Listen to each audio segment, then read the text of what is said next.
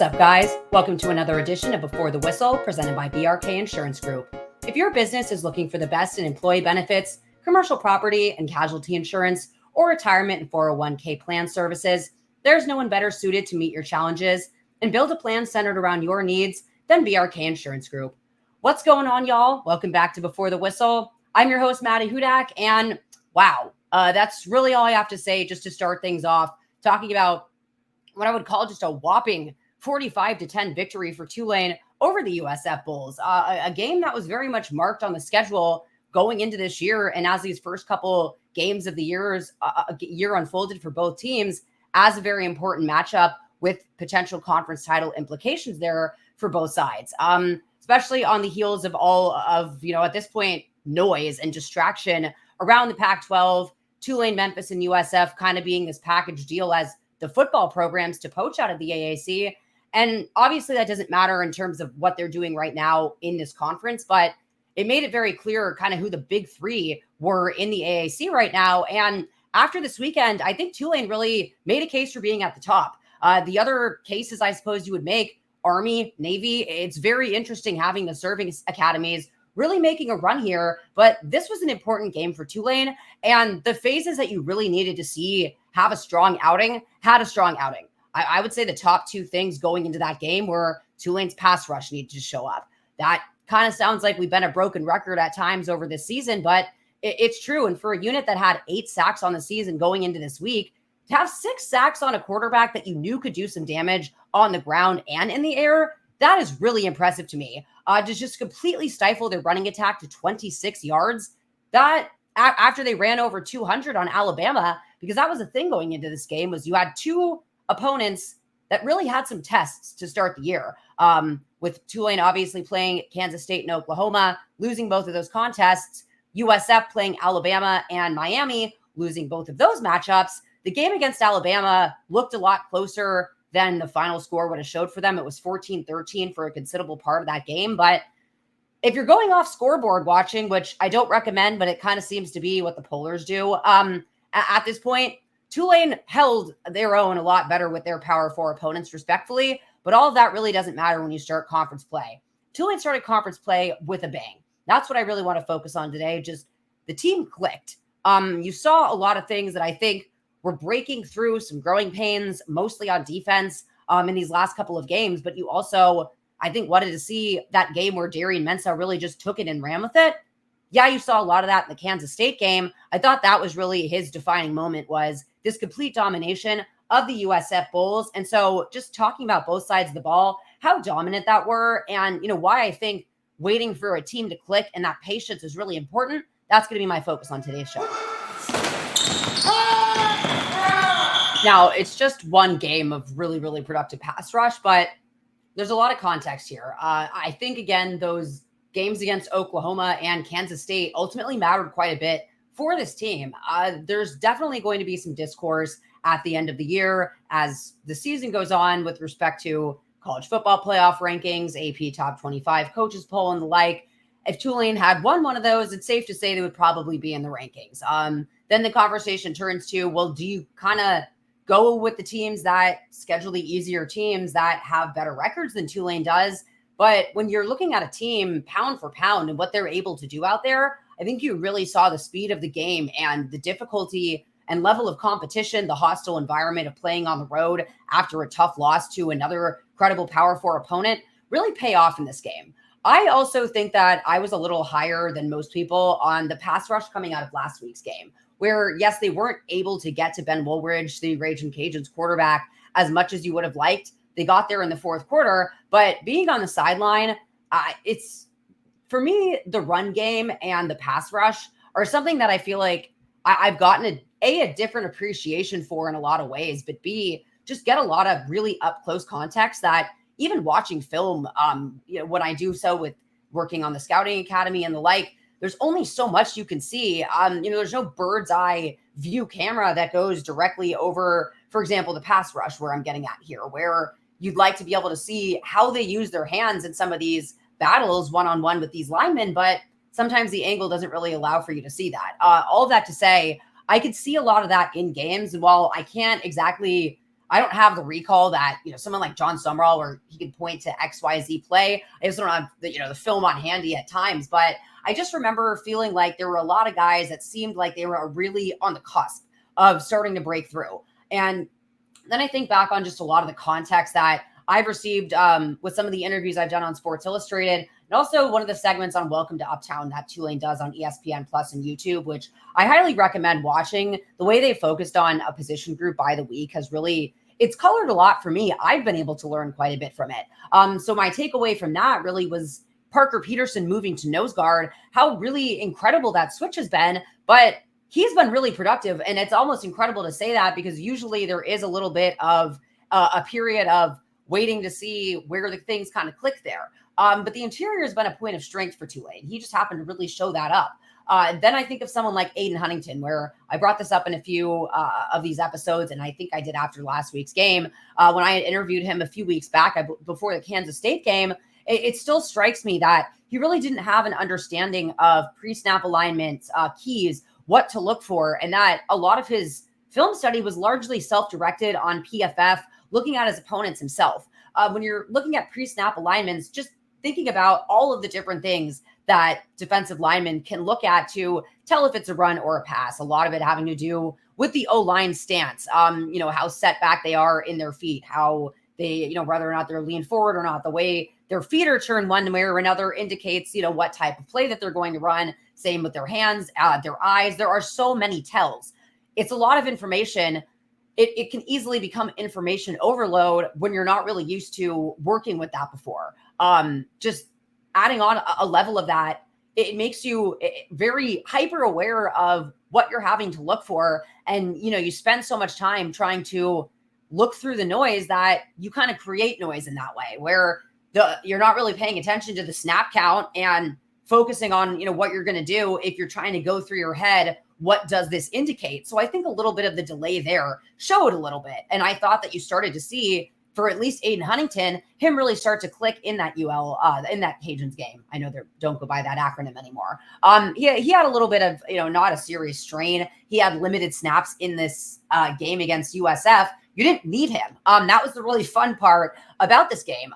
When you did see him, I very curiously saw that they print him over at Bandit. I think that that's a good way to switch things up. The Bandit role, there are more coverage responsibilities there. And Aiden Huntington, he's a bully out there. He's not the most fluid drop back and coverage type guy. So it limits a little bit of, I guess, some of those play calls. But one of the things that with the lack of production at that Bandit role, all of the protection, it's all been slid over to the side with Aiden Huntington on it. And that's kind of made it so he can only do so much on his end, but it also makes it a little bit predictable. And so you put him over there, now all of a sudden teams have to readjust. That's a wrinkle on tape. Cam Hamilton, I have written in some articles, and it's been clear he's been one of the highest graded players on PFF for Tulane's defense for a lot of the games this season. And you just feel like there needed to be a way to get him on the field more. He started at defensive end, and I don't really think he's seen that much playing time there. And it was really fascinating to see how immediately productive some of these guys were. Sometimes rotations can get a little bit gimmicky, and it can make it a little hard for guys to really understand their assignments. But Tulane's pass rush just wasn't clicking through the first 4 games. But I think you're starting to really kind of see the context as to why. You're also seeing them make adjustments. Some of them don't work, but they'll keep working on it. And now they're starting to find ones that do work. That's something that, and so my head got very much ahead of my brain there. It reminded me of something I wanted to do on the offensive side. I clicked pause a little too quickly, and then I kind of forgot where I was going with that. But all that to say, it's not like they're just putting guys out there just to put them somewhere on film and just kind of do it just for doing its sake. They're working through things, trying to see what's working, and then they're sticking with it. Where, someone like Parker Peterson, he's not one of the names that you would have predicted going into the year would see a lot of credible playing time over some, perhaps marquee names. But the guys that have been producing, Tulane has been working away to get them on the field. And that's what I really liked about this coaching staff through these first 4 games is maybe the expectations were a little high for that pass rush unit, just with some of the names there and, some of the experience on the interior. But then you look at the side of Bandit and just how little experience there was there. And I think maybe we all just got a little ahead of ourselves here. But the staff kept working. And, you think again, back to when they brought Javen Carter down to Oklahoma, he was someone that was injured. He was on the scout team really because of that. And they ended up bringing him for that Oklahoma game. He did pretty well out there at Bandit for them. He was a little quieter in the next game, but they're not just, again, really just, it's not meaningless work out there. It has been very strategic. It's been a very interesting thing to watch along the defensive line. And I think you just saw it all come together where, again, to go back to the Bandit role, Matthew Fobbs-White, he has not really seen any playing time outside of the Military Bowl before this season. And to have a role where you also have those coverage responsibilities on top of rushing the passer, stopping the run, Bandit is a pretty intricate role. And then the 2 FCS transfers, I think sometimes with those kind of transfers over, which just makes a guy like Sam Howard all that more incredible that he really hasn't skipped a beat. It's something like Aiden Huntington where, yes, he came from ULM. It's not a bad thing about the program, but just lacking those pre-snap tendencies and things like that. It's easy to assume that there is a little bit of the speed of the game that you have to kind of get these guys up to speed, some, less athletic body types that come over from the FCS. And then a guy like Shaquem Laster, who's just kind of a pure rushing the passer. They're able to add a wrinkle in there with Aiden Huntington over there. That allows them to bring Cameron Hamilton out to the edge on that side. Now that's a serious problem for opposing teams. But just to have the fresh legs that Tulane had, where it just really felt like it was a rotating turnstile. And then that allows me to get to who is AAC defensive player of the week. He was my defensive player of the week. For our post game where me and Steve, he does offense, I do defense. I'm looking through the stat sheet. Gerard Henderson, who started the season, he was largely on the scout team. And he started to really make a stand for himself in training camp this year. And again, another thing I like about this coaching staff, where it doesn't matter if it's a marquee name or not, if they are working for it and they've deserved a shot, they're going to give them that shot.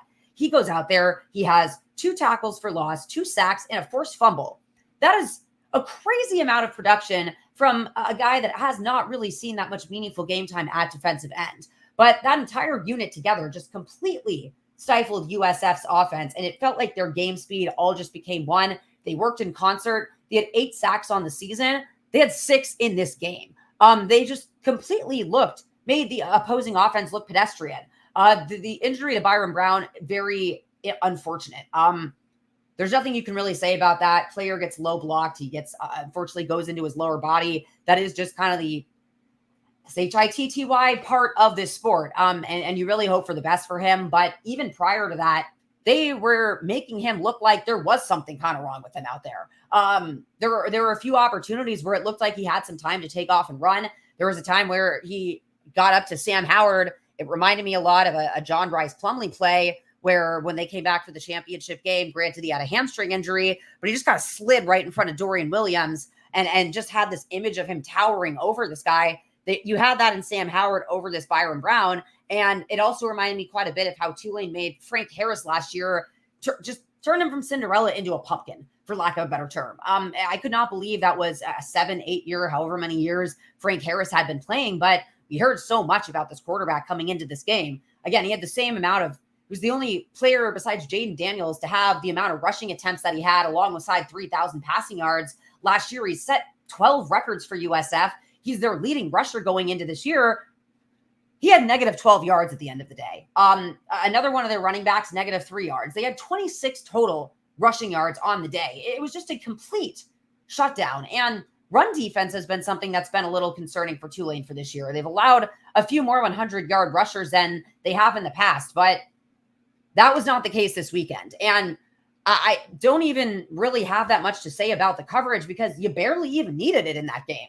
I remember when Sean Payton, when they drafted Peyton Turner, something that he said about him, trajectory or Peyton Turner aside, that this is a passing league, so we drafted a defensive end. And there was quite a bit of uproar at the time. I think people have very much come around to it and have understood that when you have a good pass rush, I could be playing defense back there. If the quarterback can't throw the ball, and when he does have the opportunity, he's so afraid of said pass rush that he's just seeing ghosts out there. That's really what you want to see out of a defense. And that's what you saw from both the first and second levels. Again, the linebackers just being absolutely incredible for this team, both on and off the field in Tyler Grubbs and Sam Howard. Tyler Grubbs, who tweaked his knee going into that game, weren't entirely sure if he was going to play. He spoke about that today. John Summerall did as well. You wouldn't have even noticed.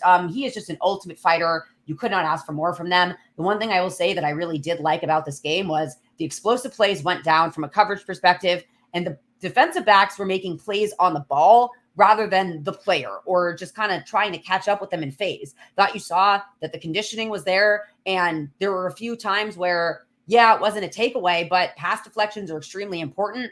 And pass deflections also were very helpful for not getting a flag, for able to cleanly make that play on the ball. Micah Robinson, I heard it from the sideline, one of the ones that he made in that game. And then just to kind of bring that all together, something that I learned on the sidelines, and I had noticed him during that week of practice, they brought back on staff for Tulane, Mike Storms, the karate coach. And he was on the sideline for that game. I noticed him at halftime with those kind of pads on his arms. Having a karate coach on staff, to me, that is not a coincidence, having the pass rush get off as well. That's what I really wanted to get to there. It's all about hand combat and hand fighting. When I was talking about that all 22, I wish I could see bird's eye over them, because I really feel as if Tulane's use of hands in this game was really the difference maker there all across the defensive line. And if that's something that they're going to keep moving forward with, that is one heck of a trend. And it's a correlation that to me is almost an obvious causation, not to get into my psychology background, but it just, you really could tell how much that unit was just really different beasts back there. But what I really liked about this team as well was this was a tempo offense going into this game. That has killed a couple of Tulane defenses in the past alongside mobile quarterbacks, just trying to get set, keep up with the speed of the game. I'm someone that tries to get the crowd going in Yeoman Stadium. I pretty much gave up half the time USF was on offense, because by the time I had even turned around to look and see if fans were standing up, the ball was snapped already. Tulane completely stifled the tempo in this game. The 42-minute time of possession, when Steve and I got the post-game stats, it's hard for me not to laugh sometimes when I look at these things. Not to be unprofessional, but you see those kind of numbers and it's like, what on earth? I never in my life really have I seen a game like that, and I hadn't, because I went back and I looked to the last time that Tulane had a little longer than that. It was just 43 minutes against Tulsa in 2017, but I'm going through, and there was only one game over the last couple of years where they even hit the 40-minute mark. 42 minutes time of possession is legitimately insane. That is a shutdown performance on defense, absolutely. But to the offense's credit, we saw a trend last week start to go up in their ability to have these dominating drives. And whoo boy, did they have one to end that game. But they also had probably the performance of the season. I know that he had a really great outing against Kansas State, but to me, this was really Darian Mensah's coming out party, and that's what we're going to get to.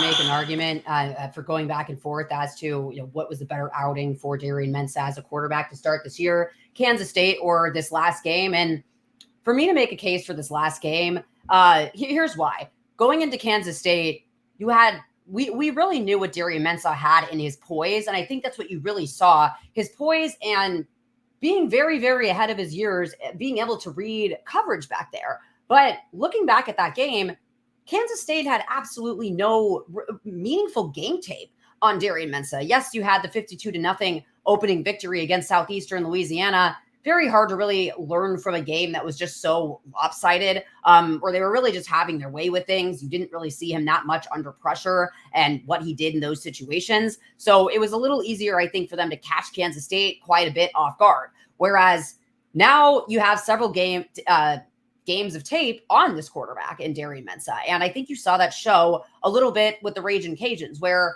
I think a lot of their game plan going into that game was rattling the redshirt freshman quarterback and blitzing him a lot, making him really uncomfortable in the pocket. And you wanted to see him take off with the football a little bit in that Ragin' Cajuns game. But what I thought he showed growth was he got better as the game went on. He escaped pressure and didn't take ill-timed sacks, turn the ball over while doing so, threw the ball away.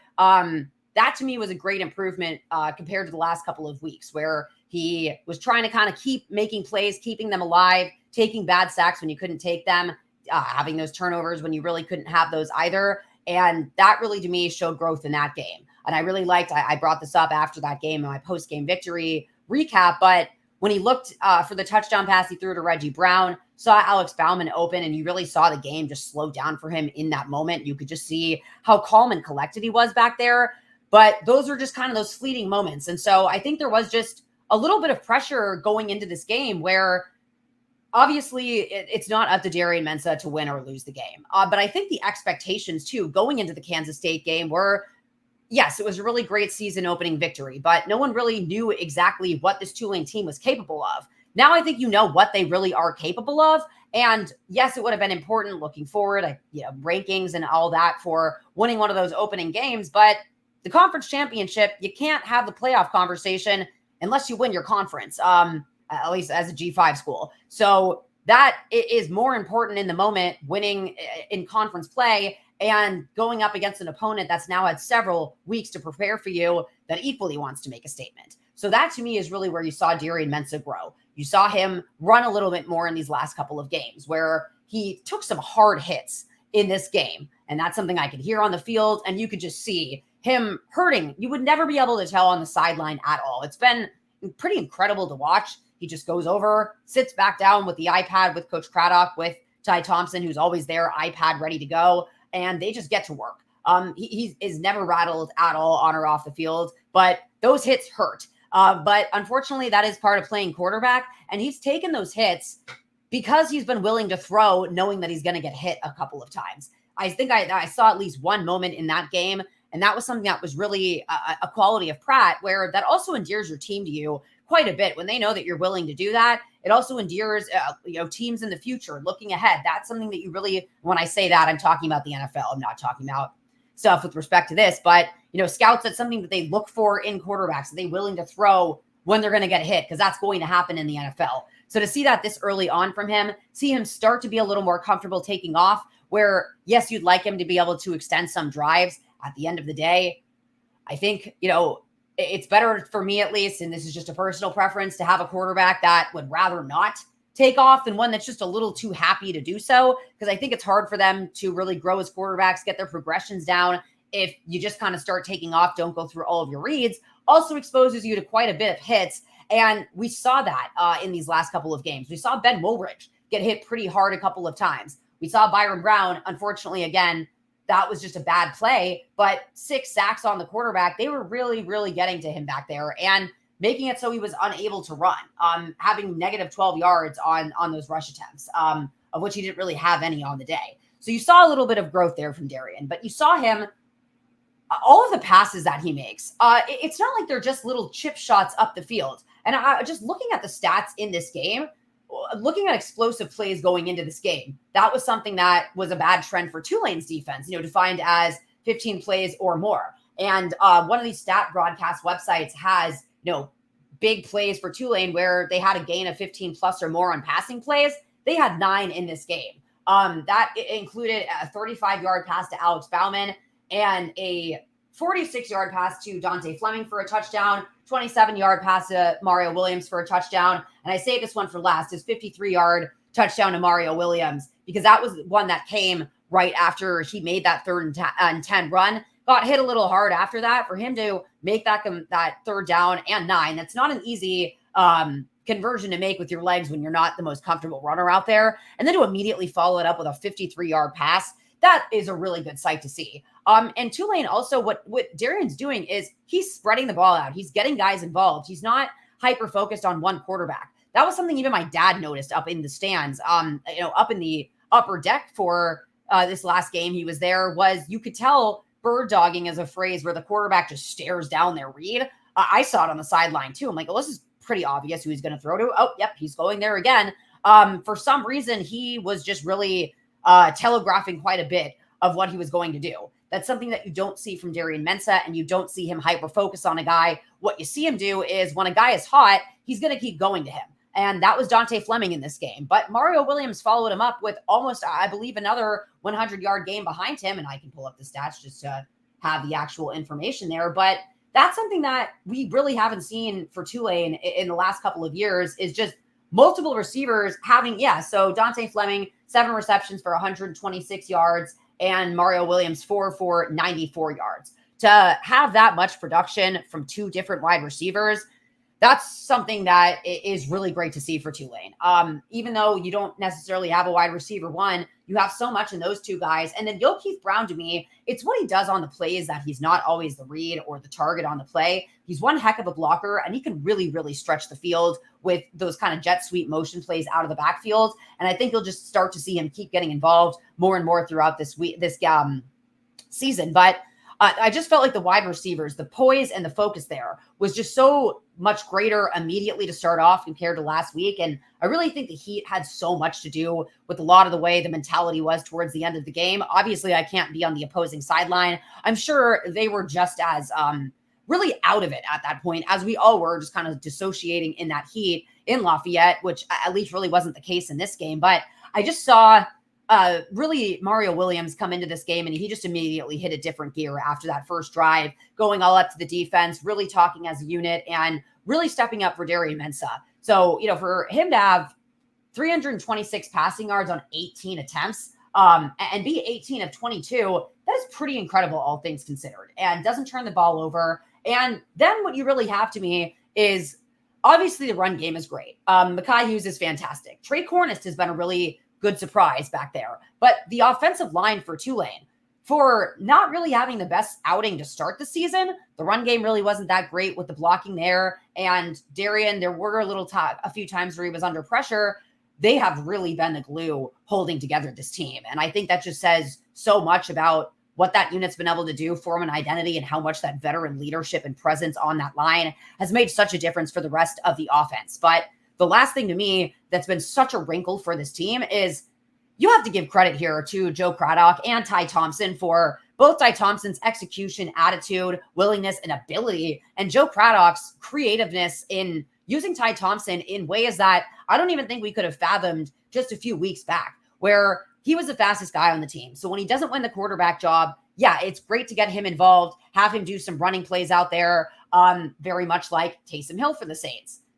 Up until this last year for the Saints, Taysom Hill primarily, everyone knew what was going on when he was back there. 9 times out of 10, really like 90 times, or maybe let's just say 19 out of 20 times he's running, and then he throws like a really long pass down the field, and it got a little bit obvious. The Saints are also running into a problem where they're perhaps a little too dependent on Taysom Hill and the usage of him in a game and having absolutely no backup for him if he were to go out. I think with Tyson, this is happening. Ty Thompson, if he goes out in a game, it takes out a massive level of creativity and a large help to the playbook. But ultimately, he's not a key blocker for this team. The offense doesn't live and die with him per se. But it has been incredible to just see the different ways that they've used him. And there was a play. I can't even remember who the quarterback was this last weekend. I still haven't had time to watch this because my dad was in town for the weekend and was visiting with him. And wins with that dominating, you can kind of let them sit for a sec. But I believe it was Darian. And then I want to say, oh, geez, Louise, that's going to keep happening. Ty was lined up wide as a receiver, and there were 2 wide receivers in the backfield. We've seen there be plays now where Mensah and Thompson were back out there. I'm going to last names because that's not going well for me with the first names.